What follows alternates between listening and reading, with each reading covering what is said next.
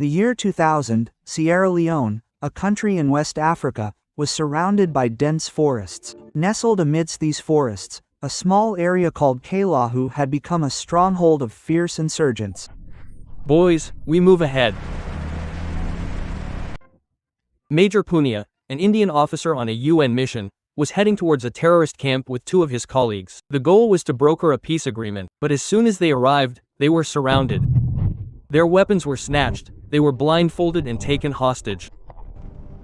Then, the rebel leader laughed and declared, "You're in our hands now." Furthermore, these thousands of insurgents surrounded the Indian Army base, where 223 Indian soldiers were present. 10,000 kilometers away from India, our soldiers were trapped under the shadow of death on foreign soil. In today's video, we'll explore what exactly happened in Sierra Leone.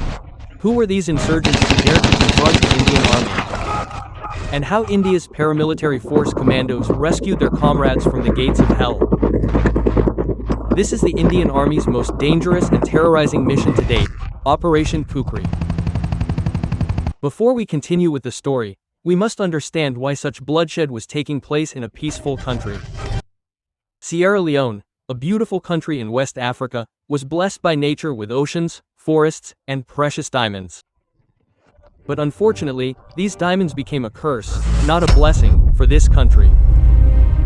In 1991, Charles Taylor, a dictator from neighboring Liberia, wanted to capture Sierra Leone. To satisfy his lust, he formed a rebel group called the Revolutionary United Front, RUF. The RUF was led by Fode Sankoh. The RUF's aim was to overthrow the country's government and capture the diamond mines. These rebels' tactics were extremely brutal. They would enter villages and attack ordinary citizens. Whether it was children or the elderly, their arms and legs were amputated to prevent them from voting. They snatched away the childhood of innocent children, replacing toys with AK-47s. Drugging these children, they were turned into killing machines. The brutality didn't end there. These monsters of the RUF would have the children kill their own parents so that they would be incapable of returning home. They would say, "Now we are your family." In no time, Sierra Leone became a home for drug-addicted child soldiers and monsters. The entire country was on the run, and the world watched. When the situation spiraled out of control, the United Nations intervened in 1999. A peace agreement was reached, and the UN launched its mission, United Nations Mission in Syria 11, or UAMSIL. The goal was to bring peace to the country and force the rebels to surrender their weapons. To restore peace, armies from several countries were called in, with the Indian Army shouldering the largest responsibility. India sent its best troops, including the 5/8 Gorkha Rifles Battalion and the deadly commandos of the Paris Special Forces.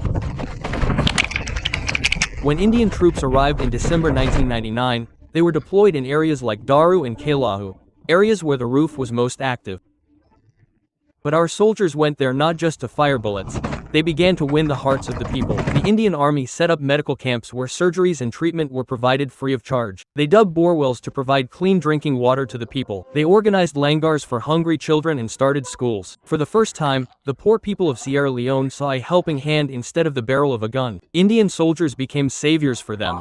But this very popularity of the Indian Army began to irritate the RUF's leaders. They feared that if the fear of the common people vanished, they would lose their power.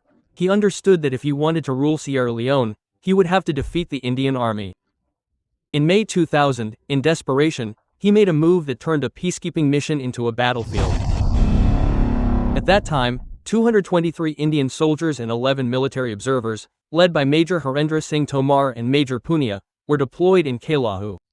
The date was May 1, 2000. The situation in Kalahu was tense. The rebels pretended to have a peace agreement with the United Nations. They declared they were ready to surrender their arms, but only in front of a senior Indian Army officer. This was Major Punia's opportunity to bring peace to Sierra Leone. As a soldier, he believed in dialogue more than weapons. With this hope, he entered the RUF stronghold without any security, accompanied by only two of his companions. As soon as Major Punia arrived at the rebel camp, the doors were closed. Peace talks were out of the question. Hundreds of armed rebels were already lying in wait. Major Punia and his companions were immediately captured. Their hands were tied behind their backs and they were told they were now prisoners. This was a well-planned conspiracy. The rebels' plan was not just to capture Major Punia but to bring the entire Indian battalion to its knees. Meanwhile, a massive rebel force surrounded the Indian Army base at Kailahu. 223 Indian soldiers were inside their base, while thousands of roof rebels were deployed outside with AK-47s, RPGs, and anti-aircraft guns. Our soldiers had weapons and ammunition, but orders were not to fire.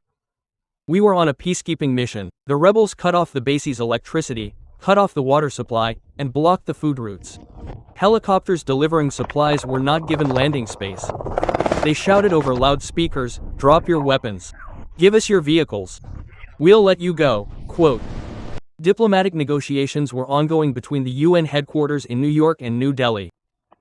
The RUF demanded that Indian soldiers surrender their weapons and vehicles. Only then would they be allowed to leave. 75 days. Yes. The siege lasted for 75 days. Rations were running out. Drinking water was scarce. On one hand, there was hunger and thirst, and on the other, fear of death. But they were Gorkhas, sir. They gave the rebels a clear answer. We are peacemakers, but not cowards. We will give our lives but will not lay down our arms. Quote, by July, patience began to wear thin. Diplomacy had failed. The Indian government decided it could not leave its soldiers there to die. The time had come to answer the RUF in their own language. Army headquarters in New Delhi devised a daring plan. This mission was named Operation Kukri. The kukri is the traditional weapon of Gorkha soldiers, whose discharge signifies the end of the enemy. A contingent of para-special forces was airlifted from India specifically for this mission. Around 120 para-commandos, led by Major Harinder Sood at the time, were transported overnight to Sierra Leone. This was to be a multinational operation, but India was in the lead role. In terms of resources, the operation included the Indian Air Force's Mi-35 attack helicopters, Mi-17 transport helicopters, the British Royal Air Force's Chinook helicopters, and the mechanized infantry's BMP-22 tanks for ground attack. But there was another problem.